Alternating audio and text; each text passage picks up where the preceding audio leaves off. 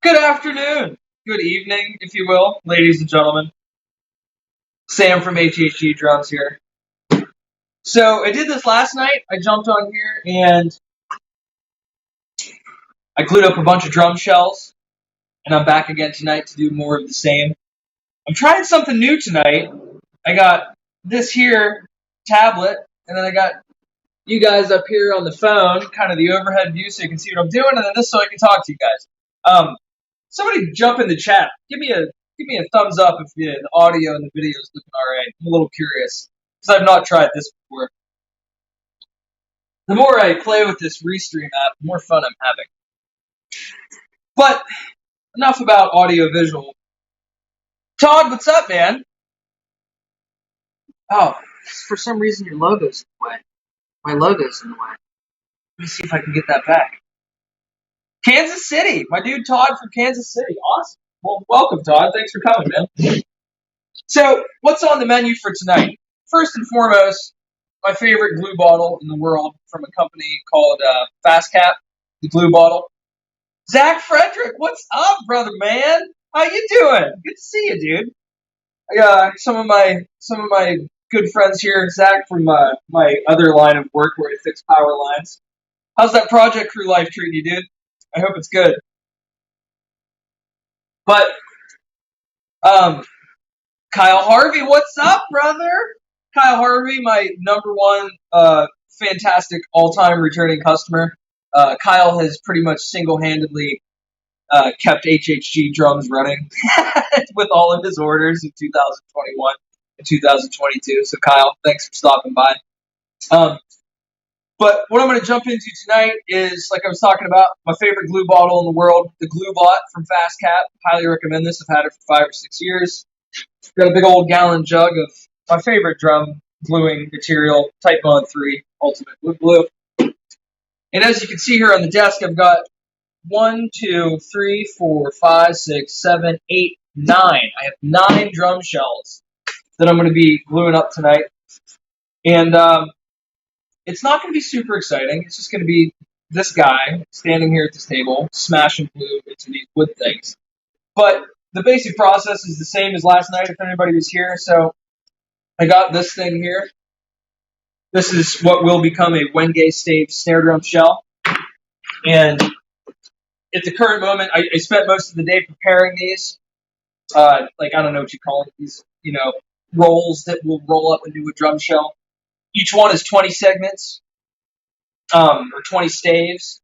And all I got to do right now is smush some glue in between the cracks here, fold the thing up, pull the tape tight. There's the only thing holding them together right now is some blue painter's tape. So I'm just going to fold them up tight. And then I got some of these band clamps over here, and we'll put band clamps on them. Kind of like ratchet straps you'd like hold a motorcycle or four-wheeler down with. Like I talked about last night, my favorite thing in the world for anything glue involved is a big old sheet of wax paper. I'm cheap as shit. You can see this is a reused piece of wax paper. I peeled it off very carefully. This shit's expensive, bro.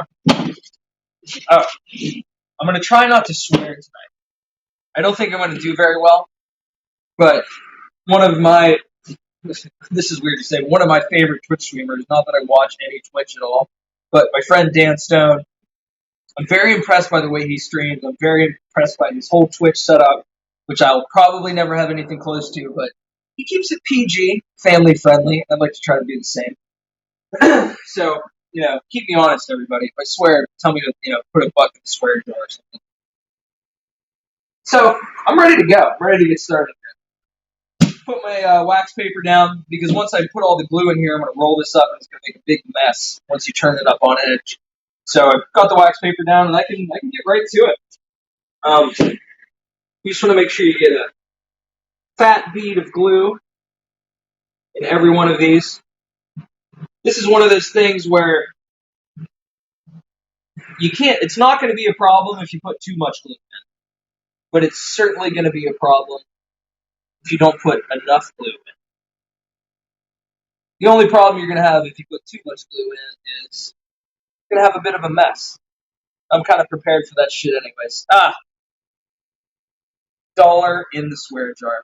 Yeah, Kevin, what do you think? Multi-camera action? You dig that? I figured why not, man.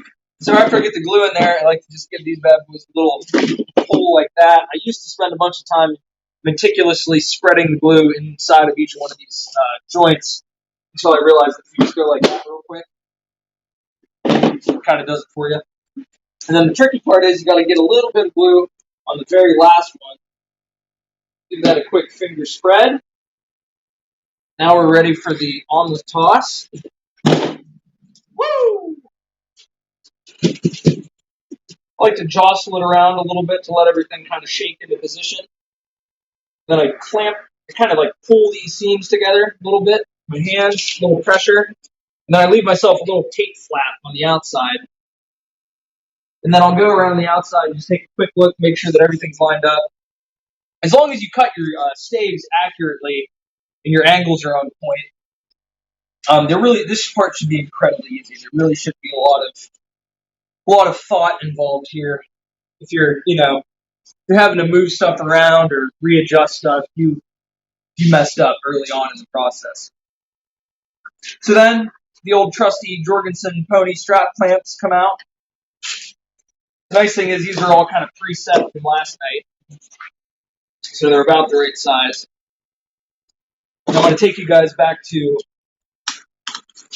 geometry. Yeah, I guess geometry. Take you back to geometry class a little bit. If you divide a circle into 3 parts, how many degrees apart are those degrees? What's the total degrees in a circle? 360?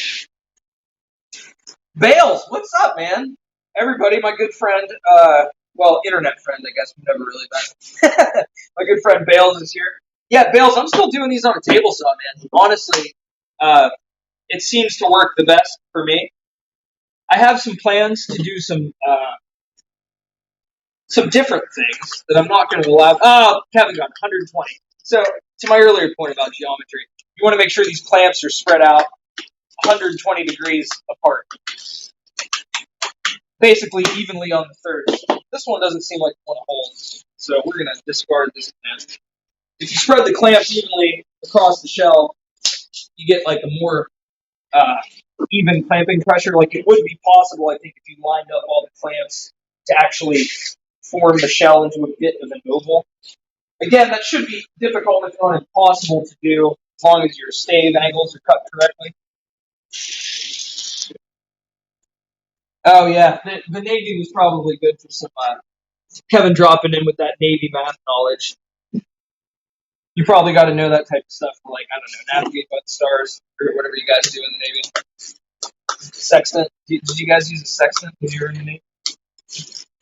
That sort of thing. Yeah, Bales. I'm still doing the angles on the table saw because that's how I started doing it way back when, and it just seems to be efficient enough to work for me. Now there's some repeatability things I've done so that I can always know that my angles are correct. I never have to really guess about my angles. But to your point, Mr. Bales, I have thought a lot about. I've seen other people. They've made I've seen sleds, like table saw sleds, or even router bit, or even jointer sleds. So that rather than angling the cutter, you clamp your piece into like a 9 degree or whatever degree, 11.25 to 16. Sextants. Yeah, there you go. You got to know how to use a goddamn sextant. I don't know how to use a sextant, Kevin, but I just like saying sextant.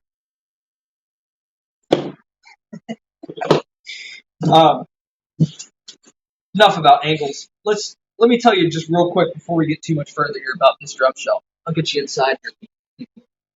Maybe you can see this. So this is Leopard Wood, otherwise known as lace wood. Goes by a couple of names. So this one's a 14x7. I do a lot of 14x7s because I dig them. It's a great size. You got I think 14x8 it's too much, man. I'm not a huge me personally. I like a smaller size drum, like 14x6, something like that. 5.5. That's kind of more my speed. 14 by 8 is too much, in my opinion. I built a lot of them for people, but a little too much. 14 by 6, 14 by 5, people can start to feel like they're buying a piccolo. So 14 by 7, I feel like is a good like. So like I said, we have 9 shells to do tonight. That was numero uno. Paul, what's up, man?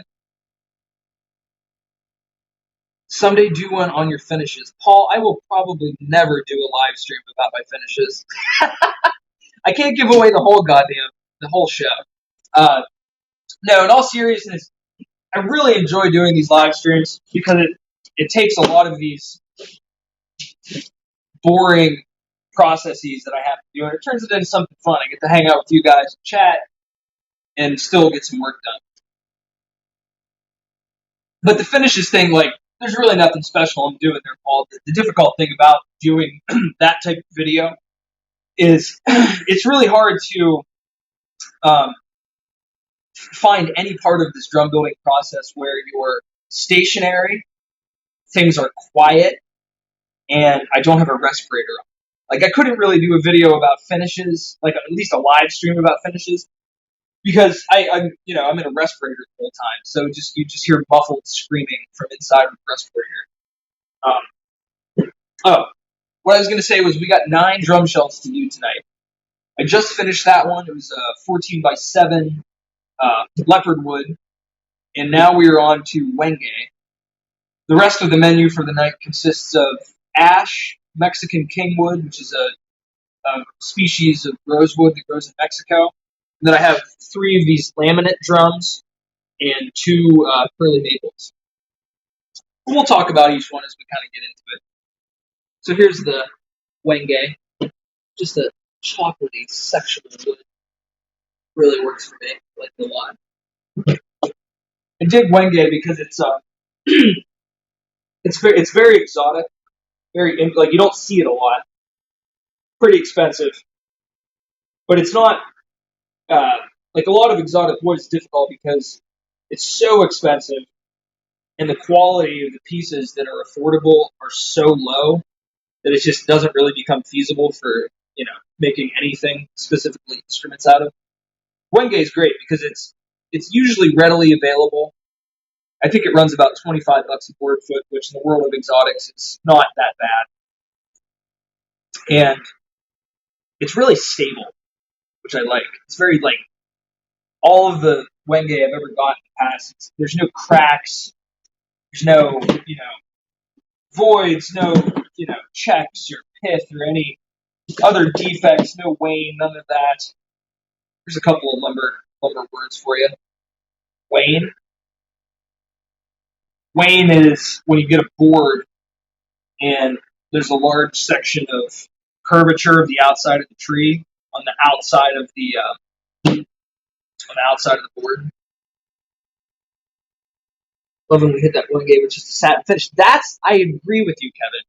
This so Kevin and me were chatting a little bit about this last night. Like, where are we? Like, I'm making all these shells, and it's like we have not a lot of room in our tiny little shop. He was like, "Where are we going to put all these?" I don't have a good answer to that.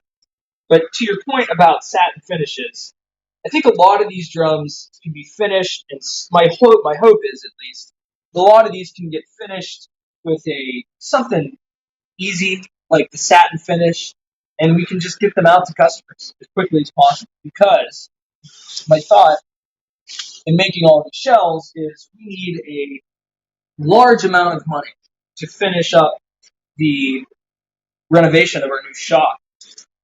And I had to build, I think I had 17 or 15, somewhere in that neighborhood, shells that needed built for orders for people that have come in over the last couple of months, couple of weeks, whatever. And Kevin knows this more than anybody. I like to capture economies of scale and efficiencies wherever humanly possible. So I figured, fuck it, I'm not just going to make this 17. I'm going to clean up the shop a little bit, get rid of a lot of this wood that I got sitting around, turn it into shells. Because that's what I'm good at, is making wood into drum shells. I'm getting a little worried though because I think I'm gonna end up with like 40 drum shells because I'm also doing those recycle series.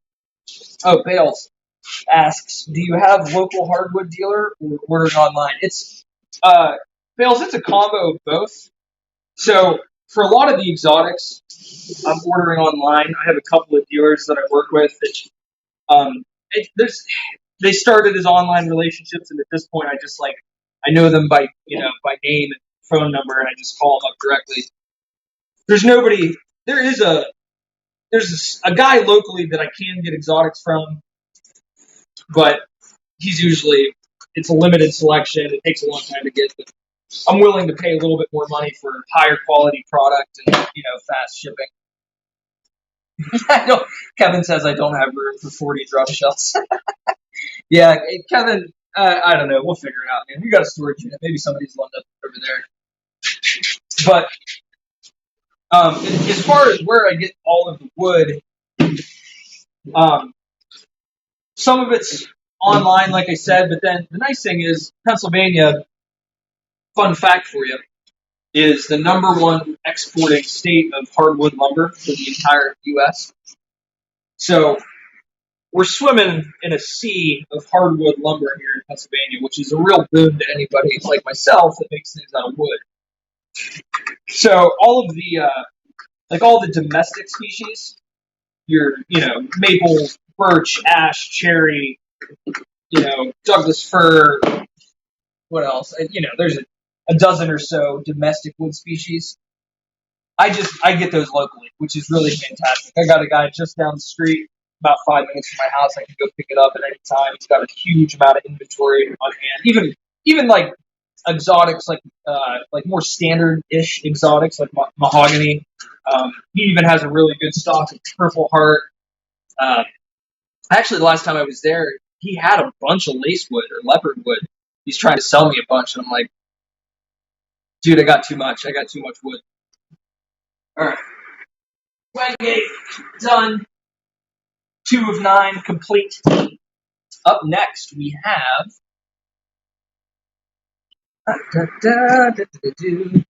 just some beautiful Pennsylvania red oak. Simple, easy. Kevin asks, I feel like a radio show host. Kevin asks, what domestic species do you think is the most underrated or underappreciated by drummers and makers? Fucking really good question. Quick answer, cherry. Cherry is one of my favorites. It's so much fun to work with. It's beautiful, readily available, incredibly stable, pretty affordable. I'm a huge fan of cherry. And I think it's an interesting thing because it's gotten overlooked in the drum industry because traditionally cherry's always been highly sought after for interior wood products like tables, chairs, and especially like kitchen cabinets and stuff. So a lot of it doesn't end up getting turned into affordable veneer that in the past would have wound up in the hands of somebody like Keller to make into drum shells. So it's just not really, it was never really used for anything like that. But I'm a big fan of cherry all day. And Kevin owns a cherry. That purple, shiny, glittery one, that one's cherry, right? Kevin's got a really sweet drum we made in his personal collection. Kevin, you're going to have to tell me what the name is. I forget the name. I think he named it something awesome. But he's got a really nice cherry snare drum that's has like a purple sparkle. Or is that the green one? Oh, yes, his Royal Purple Madness. That's it. Let me see if I can bring this up tight here. So you get the edge, pull it up, smush a little glue on there, finger spread. Then time for the omelet flip. The last two I just glued up were not not for anybody. This one is a customer order. It's a 14 by 5 Pennsylvania red oak. Oh yeah, 14 by 7 purple sparkle black cherry stave. Yeah, man, that thing is super. So Kevin, you used that on that recording when you went into that studio gig, right? That was kind of like your number one go-to. But this one, 14 by 5. I think this is no, there's one more. I was going to say, I thought this was the shortest drum in the stack for tonight, but there's one more 14 by 5, which is a really interesting one. We'll talk about it a little more when we get to it. The nice thing is, when you get to these smaller drums like this, you don't really need 3 clamps. At about 6 inches, I stopped using 3 clamps and just moved to 2. That's a little trickier because you got to be a little bit more dexterous, I would say, with where you place the clamps, how much you tighten them. I found it's also incredibly important to get the clamp centered right in the middle of the stave, if you can, because if you put it on the peak between 2 staves, that usually does not work out super well. Oh, that's awesome, Kevin. That drum, yes, it had everything I needed at any tuning. That's what I'm talking about, man. You cannot beat some cherry. It's really fantastic. But I think this 14 by 5 was for a custom order off Reverb, and it's going to get a set of matching hoops, which I always enjoy doing. They're not going to lie, they're challenging for sure. Making wooden drum hoops is not the easiest thing in the world for anybody that's ever attempted doing that, but over the years I've done it enough times that I think that I've got a pretty good handle on how to make it happen and come out successfully. Okay. Alright. That one's good. So we're up to the 22-minute mark. I've got 3 shells done. We're going well. Alright, let me put this thing on the floor. Then we will jump into the next one. The next one's pretty interesting. You guys might get a little bored, but I got to do a little bit of cleaning on it. I'll show you what I'm talking about. So let me show you this next one. Hey, Tony, what's up, man? Tony Storms here, everybody. Tony, I appreciate you sharing the live feed from yesterday. That was cool, man. Thank you. Tony shared our super fun live jam from last night. Shared it on Facebook. So here's this next one. This is Mexican Kingwood. Pretty expensive, actually the most expensive wood species I'm going to be working with here tonight. Throw down some wax paper, and then because Kingwood is it's a rosewood species, I'm going to have to take a couple of minutes here, get a fresh paper towel and a bottle of acetone, and I have to go between all of the joints and clean these out a little. Yes. So Tony, Mr. Tony Storm, how was your day? I hope it was a good one for you. Check that out. That was one white. I started with a clean. Whew. Is what spicy bells? The acetone? Yeah, it's spicy. I don't know if this color is coming up on camera. Here, let me sneak over here. Can you guys see this color? It's like an absolute royal purple color. Fucking beautiful. So, I think I also need to get a Sharpie. Give me one moment. Because there's no way, after you clean the oil off of this joint, there's no good way to discernibly tell that you've actually cleaned it. So I'm going to mark each joint after I clean it. And you may ask yourself, Sam, why in the heck are you wiping the wood with acetone? Well, all rosewood species, along with there's a large segment of different wood species, but rosewood is notorious for having large amounts of oil or resin, kind of like when you go touch like a pine tree or something. Not too bad. I worked on my IEM rack and the rack for the heartbeat kit. Woo! That's what I'm talking about, Tony. So anybody that was here the other night, I talked a little bit about Tony's awesome snare drum that he commissioned. It's a little over a year ago now, or maybe just right about a year ago. Really awesome snare drum. What's Tony? When you say IEM, what's the IEM rack? I'm trying to figure out what that means. Yeah, I had a good one, Tony. Honestly, a pretty fantastic day. Look at this. Look at this purpley nastiness coming off of there. It's crazy. Bales asks, does that wood oxidize brown out like Purple Heart? I hope not. I think it does. The thing is, I think it's very purple right now when it's fresh cut. And then I think over time it will start to become a more golden brown color, which I'm not terribly opposed to. But the one thing I've found is with most species like that, it really depends. Like that oxidation is exactly what you said. Oh, in-ear monitors. Thank you, Kevin. Kevin knows I have a thing about fucking acronyms. Put $1 in the swear jar. I have a thing about acronyms. And acronyms bug me. I don't know a lot of acronyms. Whenever I encounter one that I've never heard before, I ask people, what does that acronym mean? As Kevin and I were driving up to Dan Stone's house 2 weekends ago or whatever to deliver a ridiculous drum set, he was busting out all these military acronyms, and I was like, pause, what does that acronym mean?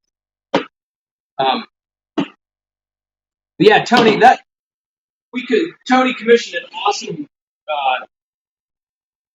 he commissioned a really awesome snare drum that was reflective of his struggle with heart health. Crazy, awesome snare drum, and we're looking forward, Tony, to building you a matching kit for that snare drum this year sometime. That's very cool. I saw that some pictures that you put up of the rack that you're getting put together, or maybe you sent it to me. I forget. I think both. And dude, it looks awesome. Is it a low profile rack, Tony? One of those ones that just kind of hoops over top of the bass drum. I always thought those were so cool. We have when I say we, I mean Kevin, has a delivery for a giant drum set that we need to make sometime soon to Knoxville, Tennessee. I don't know, somewhere down south. And it's we're providing the rack. Tony says it's all. Oh yeah, the Gibraltar stealth rack. Those things are super cool, man. That's gonna look awesome with that heartbeat kit on it, dude. I'm already salivating picturing that. But yeah, we got to deliver a kit that we're building for a client down south, and we're providing the rack. It's I think it's a 12-piece kit. That's it. Yeah, Kevin, I just was emailing with that client today, and he is totally all about having me come down and install the kit. Happy to pay for some extra, travel expenses so we can get it down there. And that was actually Kevin's suggestion. It's a really good idea because this kit, it's made out of solid steel. The kick drum itself probably weighs 40 pounds. I agree with you, Cody. You can't hide a drum set that beautiful behind a bunch of stands. Why would you do that? I agree. But we're gonna buy 2 Pearl Icon racks for this guy. Not 1 rack, but 2. We're going to. He wants to do the Virgil Donati situation, or what's the guy, Achilles Priester, where it's the 2 racks. You know what I mean? You got level 1, you got level 2. So we're gonna buy 2 of them, and basically, I think the guy just wants us to. He wants it to be a pretty turnkey setup. He wants us to do. Look at this paper towel. Whew. Nick J. Craviotto back the day. I got some wood from Global Wood Source Incorporated. Who's Global Wood Source Incorporated? Tony says that Kiki said he can't hang a bunch of shit off of it. What, no teddy bears on the heartbeat kit? Why not? Yeah, we're going to get 2 giant pearl icon racks and swing them down to Knoxville and set up the whole thing. I think the guy, we're going to order, 12 cymbal clamps for him. Nick says it's a wood shop in San Jose. Okay. Well, Mr. Nick, I appreciate that info, man. I'm going to keep that in mind because I'm always looking for some new sexy sources for wood.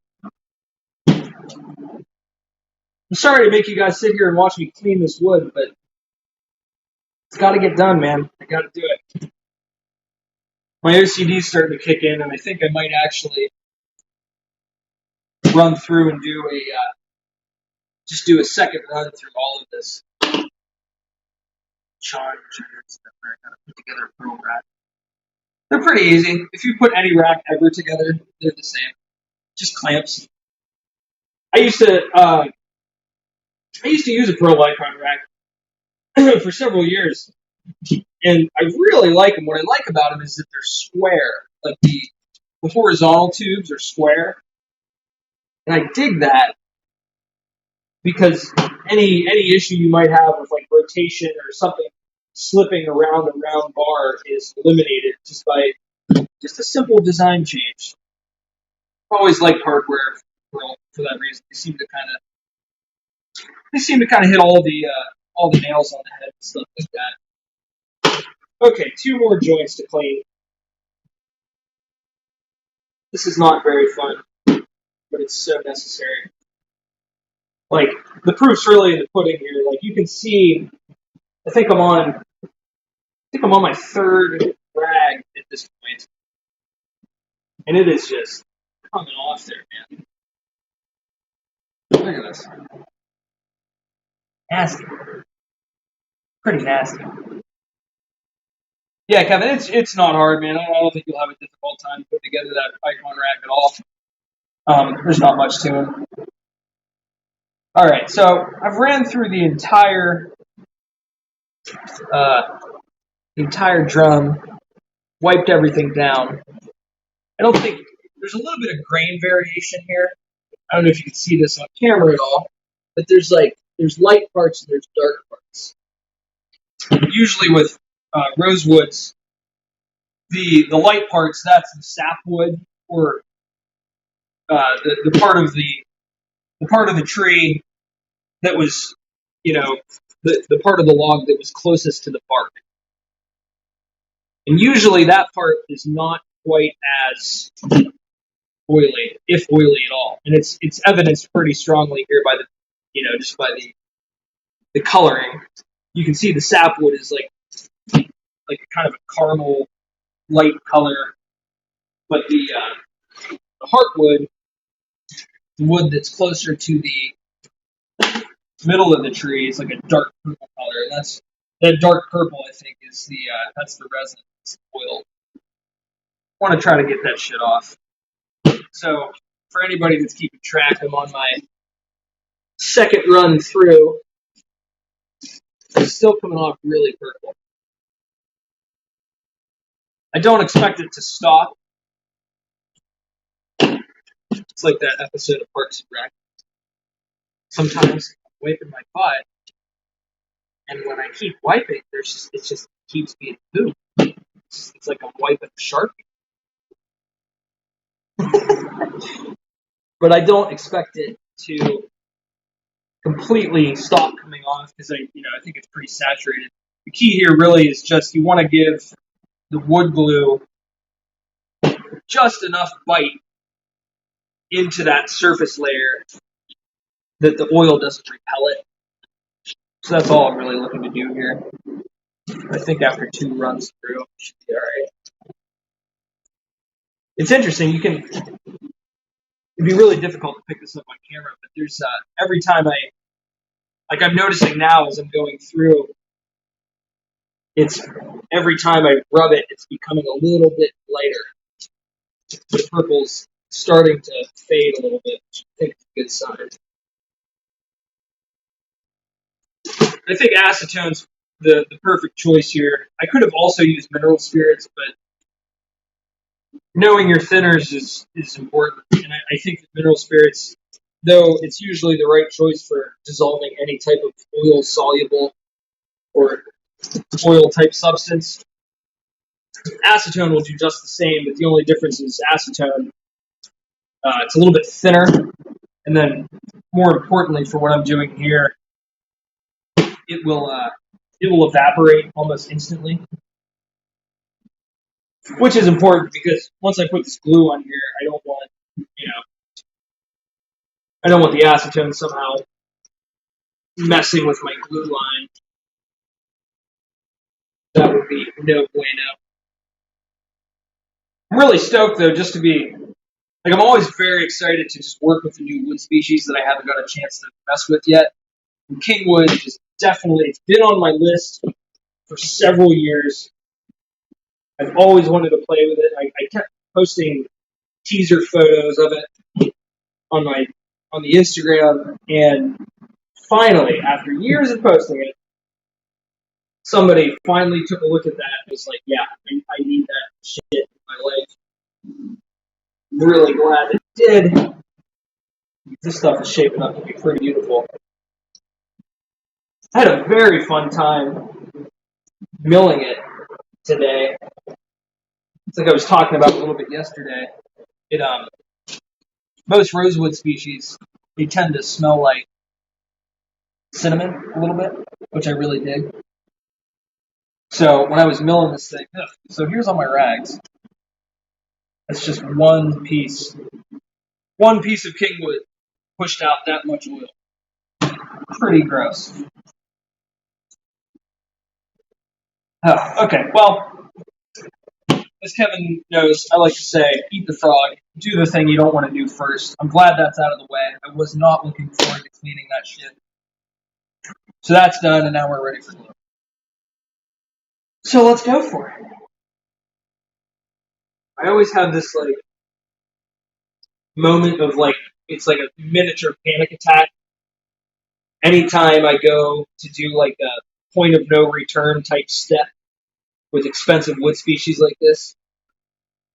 Like the amount of times I got a tape measure out and measured the billet that all these staves came out of, and then remeasured it, and then went to my calculator and checked again, and then remeasured it and redid it.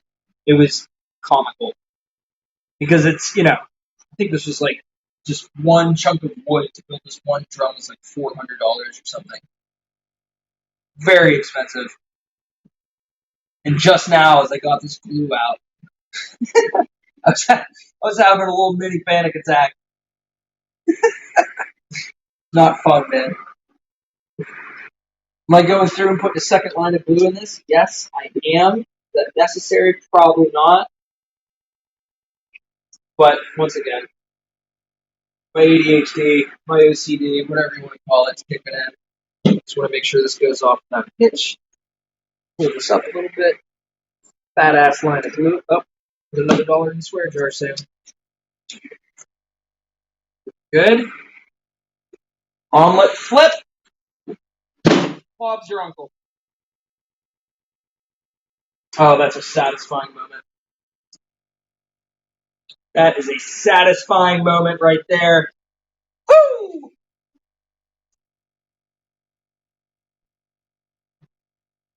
Yeah, when the God, it's like oily shit. Now it's like mix the glue in and it turned like red. Weird, man. Weird stuff. But yeah, the moment when you bring those two ends of the drum together and 20 individual joints all compile in one location with compounding error, nonetheless. to show you how good or bad of a job you did milling your lumber, cutting your bevels. And that moment right there where it comes together, I made this go right together. I glued up a 19-piece stave once when not paying attention. It was great.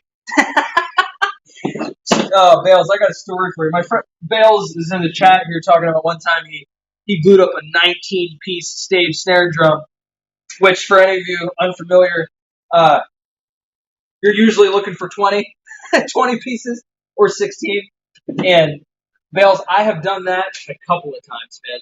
I actually did it not even that long ago, like a couple of months ago. It was my first time in a long time doing a 36 segment bass drum. Big old sucker, 26 inches. And I glued it up, and it glued up really well. And then the next day or something, I came out and I was like checking the outer diameter.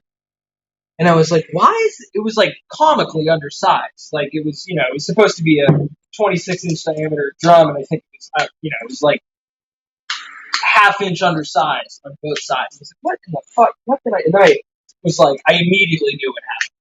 So I like stopped, started counting the staves. Sure enough, I had put 35 segments into that 36 segment drum. And it was a wonder that I didn't notice it when I was doing it, because I noticed that the angles were a little difficult to bring together. That should have been my first clue. But, I clamped it together, managed to get it to stick, and it was actually, somehow, it was okay. I don't know. I think when you multiply the amount of joints, you actually end up with a bit more flexibility. Okay, we're feeling good here. Well, what's funny, Bales, is that one, I actually salvaged it. It was not a total loss. What I did was, okay, take a little breather. That was difficult. That was nerve-wracking. But it's done. Okay, so let's put this on the floor and we'll continue chatting about miscalculated staves. Okay. All right. Yeah, that 26-inch kick drum, I actually ended up salvaging it. I sliced it open and cut one more stave, spread the whole shell open, stuck that last stave in there, right as rain. It was difficult, but I did it. Not a fun experience, not something I'm ever looking to repeat, but shit happened. So, let's talk about this next drum I'm about to blow up, because this is a pretty cool, very special. David Ralph on YouTube. I talked to him. I built him a stave shell years ago. I was just watching his YouTube channel, and I loved what he was doing. And I was like, dude, can I just send you a drum shell and just do whatever you want with it? And so I sent him like a maple walnut shell. Looking back, I almost feel bad because I was comically bad at building drums back then compared to now. But that was cool. So we started, kind of met each other through that thing years and years ago. I've talked to him a couple times since, and recently he like messaged me and was like, I have this idea for a shell. And I think it's Pearl. They're putting out that it's like a phenolic shell that Pearl's doing now. And he's like, I think that's really cool, like the idea of like a phenolic compound being used for a shell. Phenolic, for those not familiar, I think it's like actually it's a mixture of just paper and like epoxy. It's almost like micarta, but I think somehow different. Basically, they take a bunch of layers of really thin paper. I want to say it's paper, and they press that into a mold under high pressure, maybe with heat, I'm not sure, and then some kind of resin. The end result is just like it's almost a shell made out of resin. What I have here is something similar.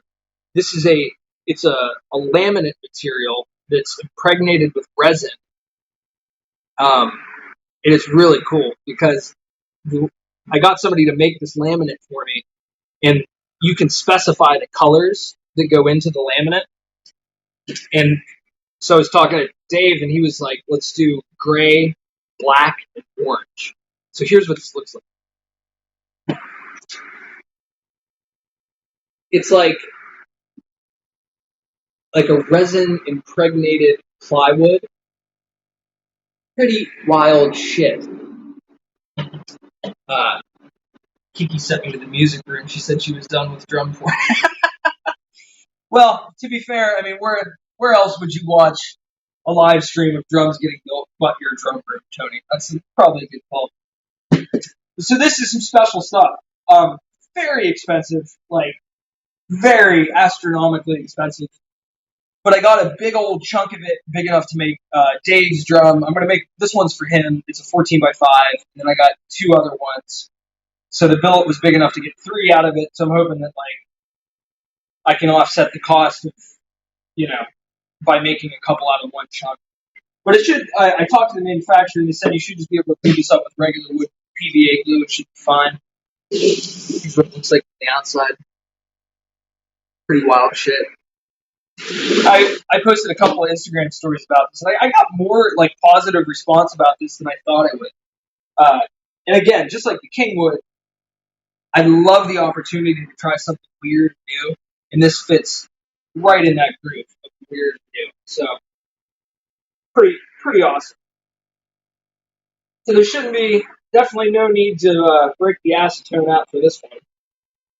This should go pretty fast. When I do these live streams, it's really difficult to stay on task. Because I feel like it's an episode. I feel like I'm Bob Ross or some shit. Yep. $1 in the swear jar. I feel like I'm Bob Ross, just narrating everything, trying to keep it entertaining. But I actually, I got stuff to do. I gotta get this done. So I gotta keep moving. Flop, spread some glue. Spread some glue. Looking good, maybe a little more. Sometimes a little flop doesn't quite do it. Bales, if you're still here, can I ask you a question? Are you having a good time at Calderwood? How is Bill doing? How is Calderwood doing? I'm always so stoked to see your videos on YouTube. I watch every single one of them because, like I said before, man, I live vicariously through these videos because they're so, the whole thing is so familiar to me. Just the constant battle to keep things clean, the constant battle to keep orders moving out the door, constantly struggling with difficult finishes. It's a very honest look at what it's like building high-end musical instruments. Happy little drum that lives right here. Yeah, man. I'm gonna put a little bit of glue over here. It's gonna be hard. Just between you. I think that moves right. There's no such thing as mistakes. There's only happy accidents. Alright, let's do the flip. Up she goes. Seam comes together beautifully. Wonderful. Wonderful. So, Kevin, I've been thinking about the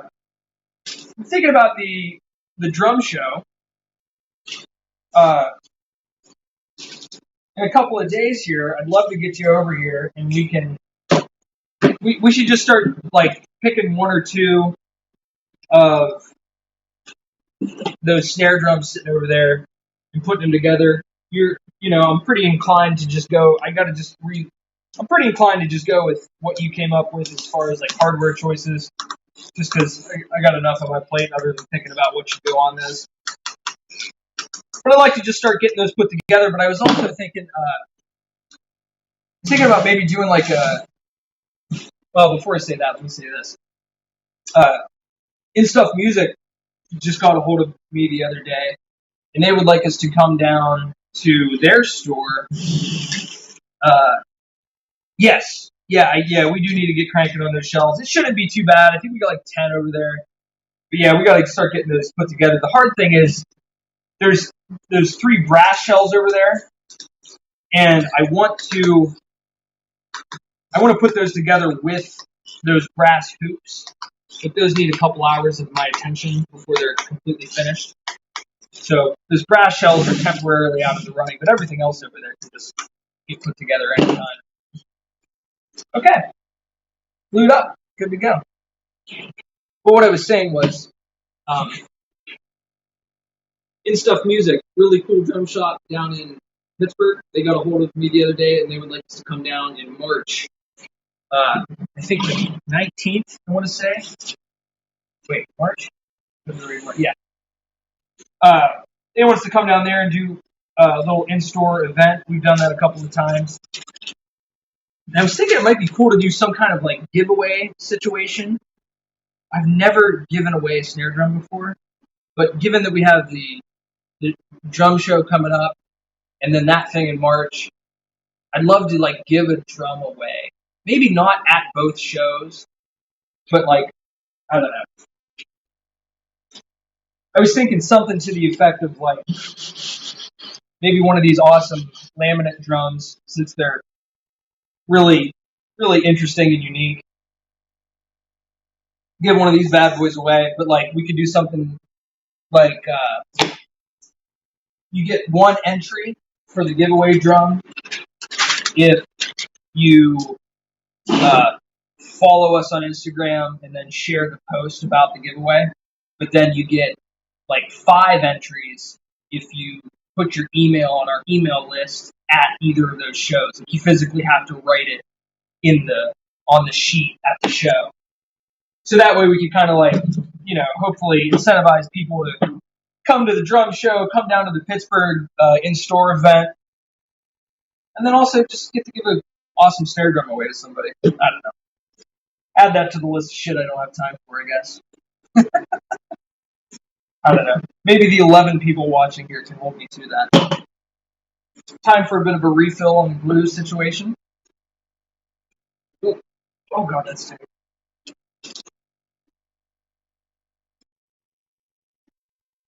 Yeah, but I'm doing like I'm doing a quick mental inventory of all the shells we have over there, Kevin, and I'm trying to think. We got like 10 shells. Let me think off the top of my head. We have that one recycled series. We got that one blue ash. We have an ambrosia maple. That copper. The copper can be whatever. I'm tempted to go chrome on that. That blue ash, I really don't like anything but chrome with that blue ash. I feel like black clashes with blue really bad. I don't know. Yeah, I'm thinking chrome on the blue ash. The recycled series, I think we have a 2020 vintage. It's the very last recycled series from 2020 sitting over there. I don't really know on that one. It's drilled for 8 lugs, so it can't be antique bronze. I don't know. Maybe chrome again. I don't know. I have a weird bias for chrome because I feel like chrome goes with everybody's kit. A lot of people don't have black hardware. I guess, yeah, I agree, Kevin. Chrome for the recycled. Well, okay, let's call that a decision. Recycled series gets chrome. It's a shorter shell, so let's do 2-inch lugs on that. What's anybody else that's in the chat? What's your thoughts on mismatched drum hardware? Do you feel weird about having like black hardware on your snare drum and then chrome on your kit? Is that weird? I had gold hardware on a DW kit for years, and I didn't really care at all. I had like a Ludwig snare that I tricked out that had like black hardware on it. Didn't think anything of it. Brass shells with black nickel. God, that would look tasty as shit. Then there's that aluminum one over there, Kevin. What are you thinking on the aluminum? I hate to say it, but my initial instinct on that is chrome, but black is a close second. Black's a real close second. Stick with me here. Gold might look dope as shit. Nick is not a fan of the chrome kit with gold hardware. So Nick, how do you feel about mismatched? Just what if just your snare drum? Like, would you, if you have Nick, let's say you have a chrome hardware on your kit, right? And you're looking to pick up a new snare drum. would you not even consider a snare drum that had anything but chrome hardware? Black nickel on the aluminum? I don't know. I hmm, hmm. Oh, Kevin, hear me out on this one. For the aluminum, how about stainless steel? Lugs only, chrome, everything else. Because we have solid stainless steel lugs that we don't get to use that often. And I was looking at that shell the other day, and it like what I like about those metal shells, like when I make a metal shells, they're not perfect. Like yeah, Bales, I tend to agree with you. It's like an accent wall. Nick says that's what I meant. If my kit was chrome, I would not get a gold snare. Would you get a black, Nick? Like, would you do black hardware, Nick, on your snare? Like, would you go chrome hardware on your kit and then some kind of snare that had black hardware? I'm curious. But yeah, Kevin, I'm thinking stainless lugs and brushed hoops and that. I'm game for that. As long as you're the one brushing the hoops. Yeah, because that would work out pretty cool. But what I was saying, Kevin, was like that snare. It's definitely like when when I make an aluminum shell, aluminum being so soft, it shows a lot of the tool marks and stuff from the process of rolling the shell. And I don't really try to remove those because I think it's cool. I think it's cool as shit to make your own metal drums, make your own metal shells. Nick says black chrome with a chrome kit. Okay, fair enough. Yeah, I tend to agree with that. Um, but yeah, that aluminum, it has a lot of like tool marks in it from the process of it getting made. So I think it might look really cool with stainless steel lugs. And then I'm super down, Kevin, with the brushed brushed tubes. That'd look fucking awesome. Yeah, brushed tubes on that one, stainless steel lugs, and then probably just keep the strainer chrome. It's really no need to brush that. Yeah, I think that looks really good. Okay, done. Donezo. So this one is this is a 14 by 6.25. Yeah, 14 by 6.25 with that wild laminate look to it. Pretty cool.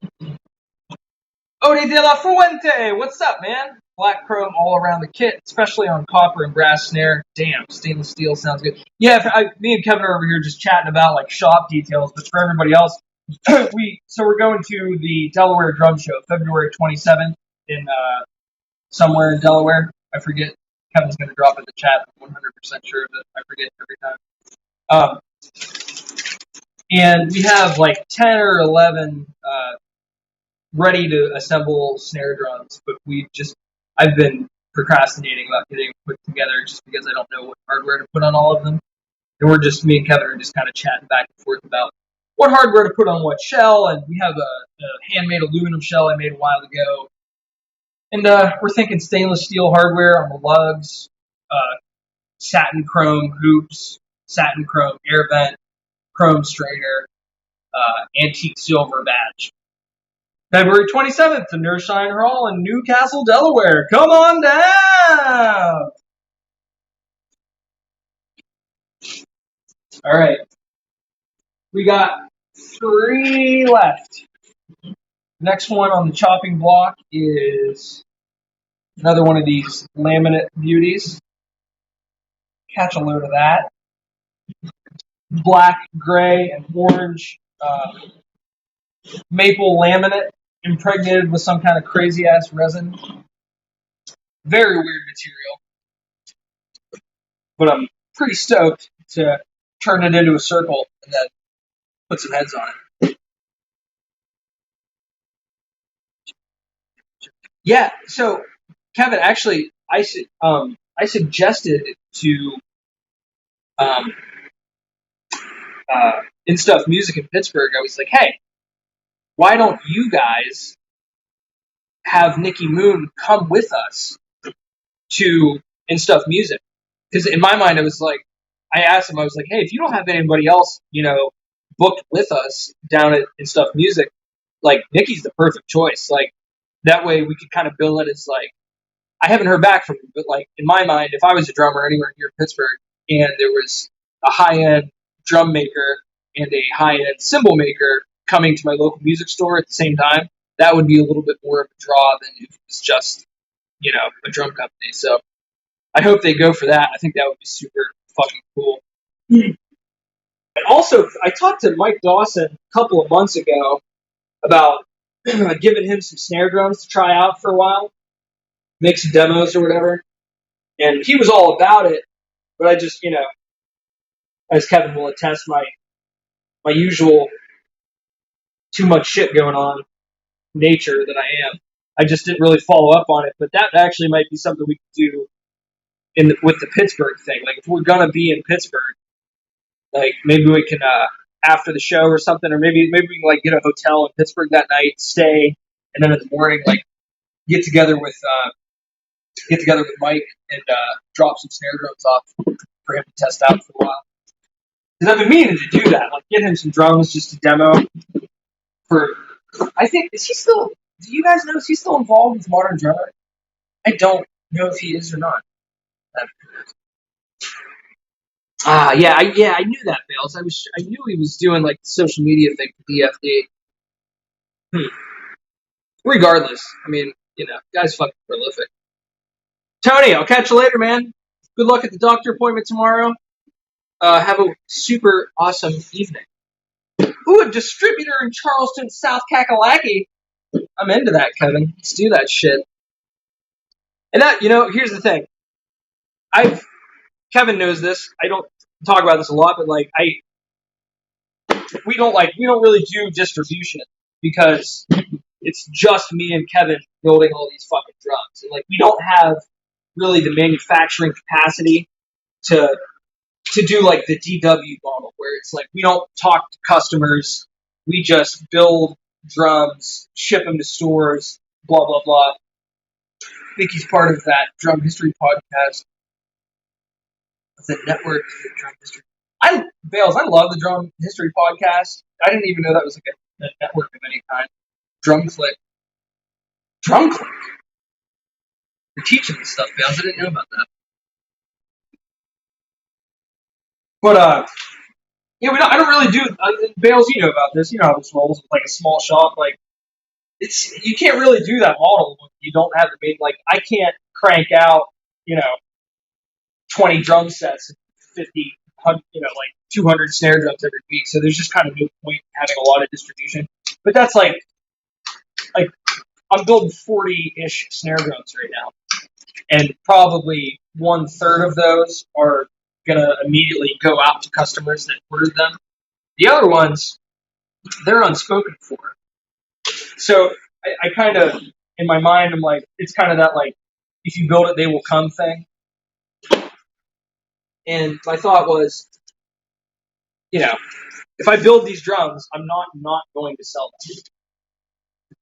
So perhaps I'll build all these, and we could open a relationship with one or two new distributors. Like, as far as distribution, it's not really distribution, but, like, the only people we really work with is Ed out at Drum Flip, who is cool as shit. Love his shop. And In Stuff Music in Pittsburgh, and that's about it. Oh, and then Keith down at Pocket Percussion. We just recently got Keith involved and sent him some stuff, and we're going to be sending him some more stuff sometime soon. But they're all small shops, you know what I mean? Like, we're not in, the Hollywood drum store or whatever, Explorers, or what are those dudes up in New England? Fuck. Somebody correct me. That Shane is the guy that runs the store, Portsmouth, Drum Center at Portsmouth. Jonathan Pyle, what's up, brother, man?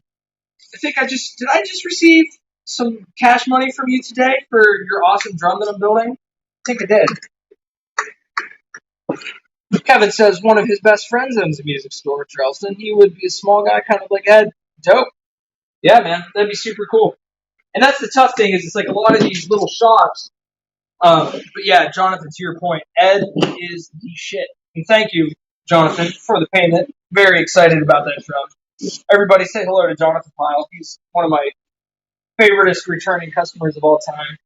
I'm currently building him, I think, one of the coolest goddamn snares I've ever constructed in my life. Very excited. Jonathan, you picked the fucking winner with that finish, dude. Like, you really did. I'm super pumped on that. Can I talk about it, Jonathan? Can I tell everybody? Can I tell the stream about your awesome finish that you came up with? I'll be quiet until you tell me. Pause on that. All right, we're down to 2. We got 2 of these left. Batteries are holding out. I was smart. Last night, I was streaming and my phone, what is the higher above the table view, died. My phone died, and I was only doing one camera, so like my entire stream just went dead. I have that shit plugged in tonight. I'm thinking tonight. This tablet I'm talking to, though, I just made sure it was charged, and I figured that would be enough. Oh, Jonathan gave me permission. I can tell you people about his awesome snare drum. So, let me tell you about Jonathan Pyle's custom commissioned snare drum.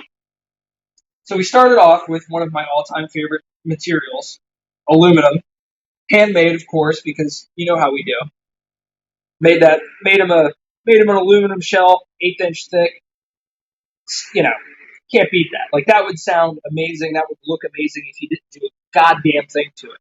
But Jonathan, I'm not going to give away the name, and I'm not going to give away like the specific details of the color because I don't want anybody to discover it and steal it because I think it's fucking awesome.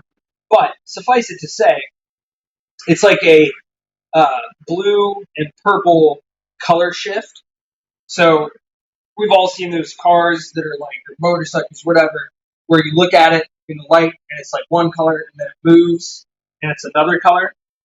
That's the finish that's on the drum.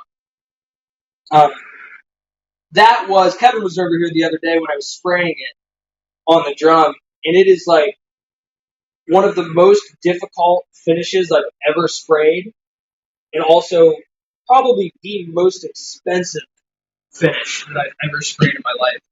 Like it's a doozy, man. I remember walking out of the paint store with the invoice in hand and just being like, "Fucking really? For paint? Whew. Expensive as shit."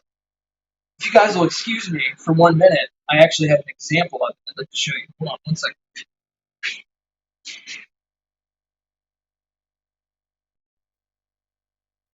I'll be right back, I promise.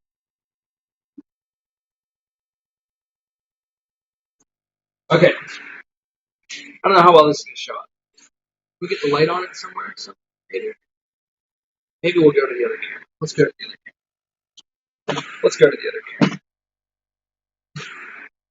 Yay? Nay? That's even worse.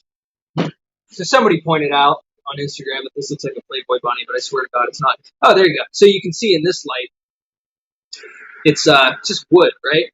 Just boring ass wood. Oh, Kevin, thank you.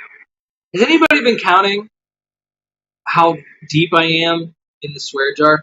Paul? No, not that. I don't even know what that is, but not that. Just regular wood. Then you turn it a little bit, and it turns purple. Then it goes back to regular wood. This is not the finish that Jonathan's getting on his snare drum. But it's very well. It's part of it. His is a more solid color, purple blue color change. I should probably stop talking while my skin's drying. But so yeah, Jonathan, I'm very excited. I'm very grateful that you let me build that drum for you. I'm so pumped on that, dude. That's gonna be super cool. Aaron Fisher, yes, it is dope. I agree with you. But here's the cool part. So like, I did Jonathan's drum. I sprayed it. And then I did that test sample of just the color shift over top of wood. And I'm sure that's been done before because there's nothing new under the sun anywhere. But I've never seen it. And now I have a real hard on to do a snare drum with that finish, where it's just some kind of beautiful natural wood. My instinct is to go with something light, like a really nice quilted or curly maple, and then put the color shift over top of it. That way you can still see the wood grain, but it has this color shifting, you know, pearlescent shit going on. I think that would be super cool. So I'm hoping to God that somebody will let me do that for them. Sometimes I'm just a little kid in a candy store, and I'm often like incredibly grateful and blown away that I get to like just play around with fun ideas and expensive paints and stuff. And people will, let me do that for them. It blows my mind. So short story long, Jonathan, thank you. Appreciate that. Let me tell you about this drum that I'm gluing up here. How about that? A little bit of that. Anybody care? So up to this point, we have done several different wood species. We started with lacewood, moved on to some Wenge, then we did some Mexican Kingwood. Jonathan, tip of the hat, you're the shit. Swear jar. God damn it. Fuck. Shit! I'm not doing well. This clamp is inside out. Yep, this clamp's inside out. So we did lacewood, Wenge, some of that laminate, some oak, some Kingwood. And now we've moved on to the last two snare drums of the evening. And they're both beautiful, simple, classic curly maple. Can't beat it. I think I have one of these. One of these is for a client. The other one's available. But when I picked up my last load of curly maple, Kevin says, if the swear guard goes to the water and coffee fund, we're set. Next time I do this, I will bring a bunch of $1 bills, and I will have an actual mason jar. We'll do like a real swear jar. But the last time I picked up a bunch of curly maple, because I like to keep a good amount of that just in stock. Some of it like the best curly maple I've got in a long time.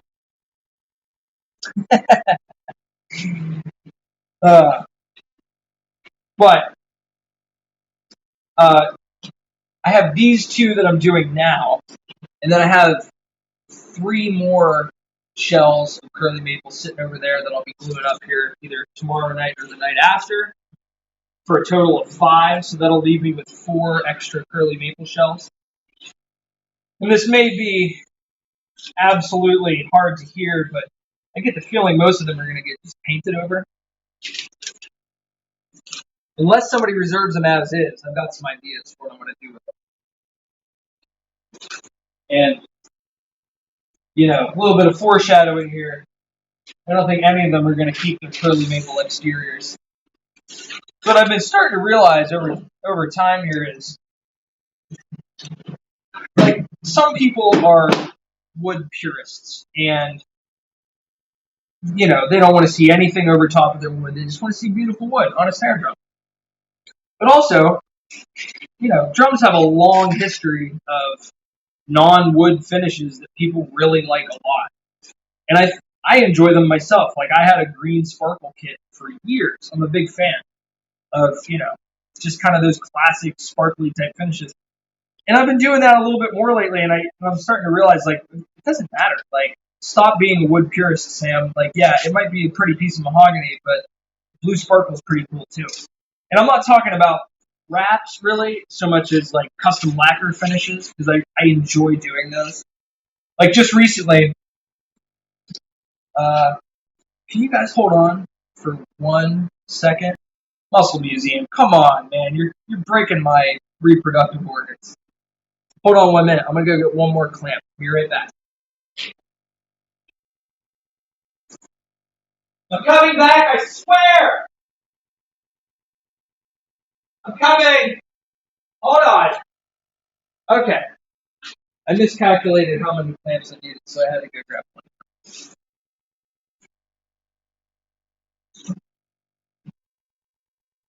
Oh, Muscle, thanks for stopping by, man. I appreciate it. I'm excited to have awesome Twitch friends moving on over.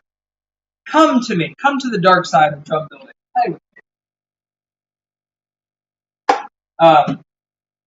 Yeah, just recently I did a snare drum that was it was like this beautiful mahogany, just jaw dropping, figured mahogany, and I thought to myself,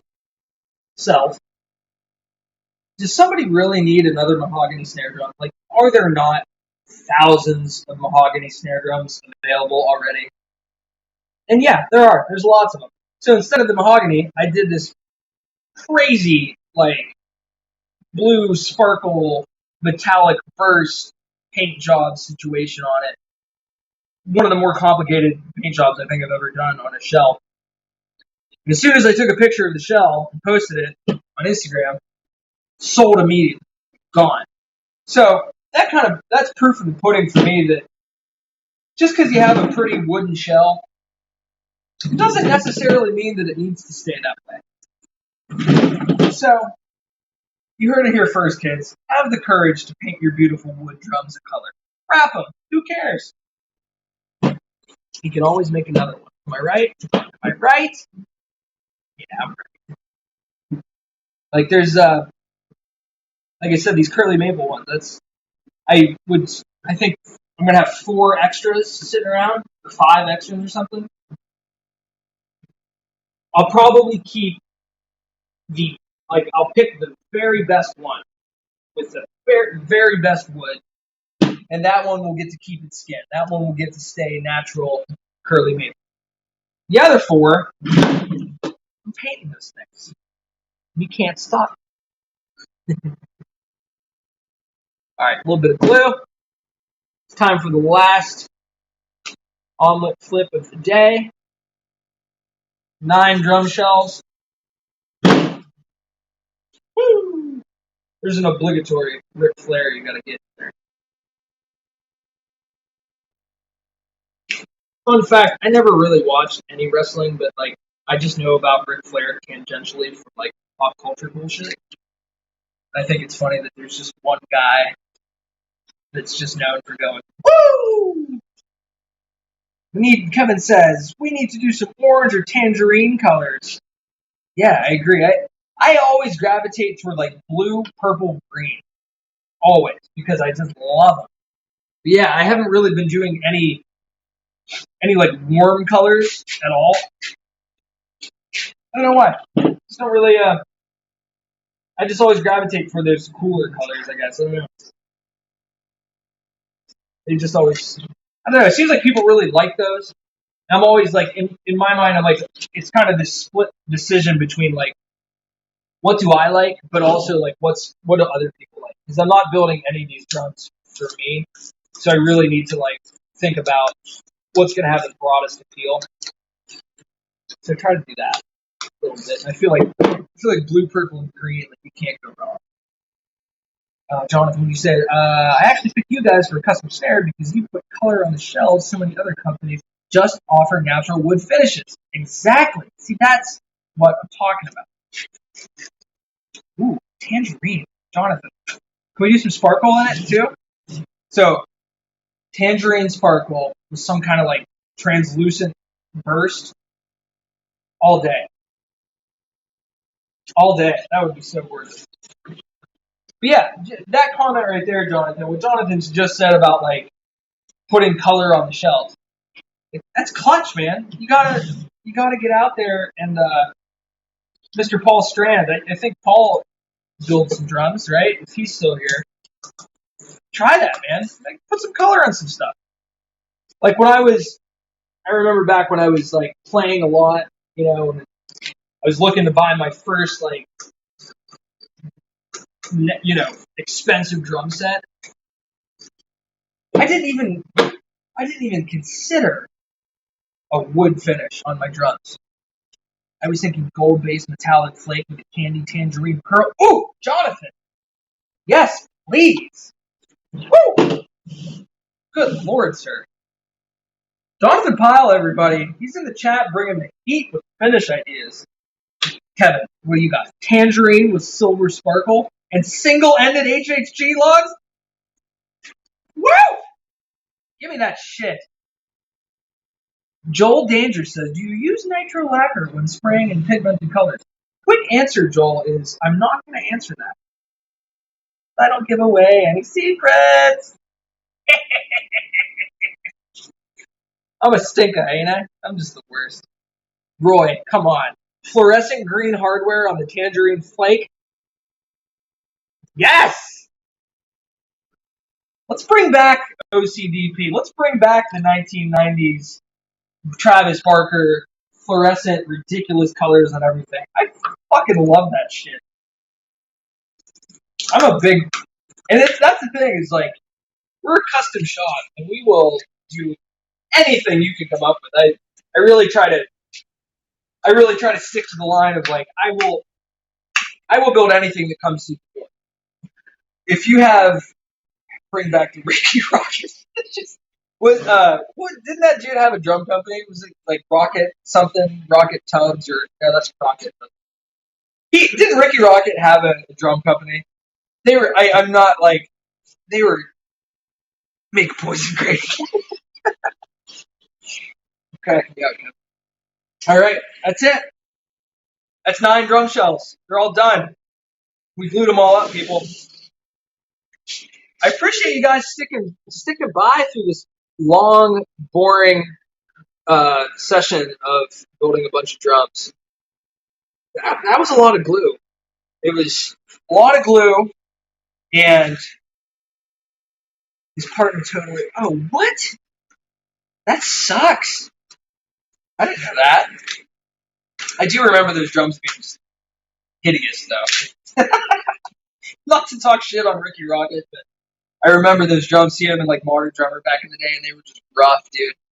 Rough. Yeah, I appreciate you guys swinging by. That was really fun. So, like I've talked about before, these things, I got to do these things anyways, and it just makes it so much more fun to hang out with you guys and just shoot the poop, swear jar, huh? It made it a lot of fun. But yeah, so we did a bunch of shells tonight. We did curly maple, that crazy like orange and black laminate, oak, Kingwood, Wenge, Leopard Wood. A lot of shells.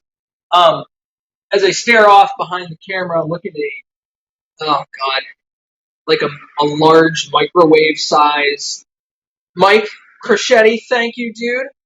Muscles, thanks. Appreciate you coming, man. Aaron's right behind you. He's behind his drum set, listening while he drills. That's awesome. But yeah, man, I'm looking at like a microwave, like a picture like an industrial microwave size block of wood, just stacked up chunks of wood that over the next probably 3 to 5 days are all going to become shells. I'm going to try to, my rhythm has been gluing these shells at night, and then during the day, I'm, cutting them into cylinders. So hopefully for the next couple of days, I'm just going to keep rocking these nighttime live streams. I'm going to hopefully just keep posting them, like as scheduled events somewhere around 9:30. So my daughter goes to bed right at about 8:40-ish, so I get a little bit of time to come out here after she goes to bed and then, talk to you guys. But I'm going to get off here. I appreciate you guys coming by, and keep your eyes peeled. I think we might do this again tomorrow night. Adios. Thanks for coming.